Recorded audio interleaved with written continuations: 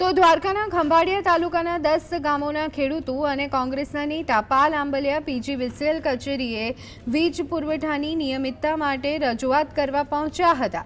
લાંબા સમયથી વીજ પુરવઠાના ધાંધિયાથી ખેડૂતો પરેશાન જોવા મળી રહ્યા છે। પૂરતી વીજળી ન મળતા મગફળી સહિતના પાક નષ્ટ થવાની ભીતિ છે। કોઈ કાર્યવાહી ન થતા ખેડૂતોએ પીજીવીસીએલ કચેરીનો ઘેરાવ કરી ઉગ્ર વિરોધ નોંધાવ્યો હતો।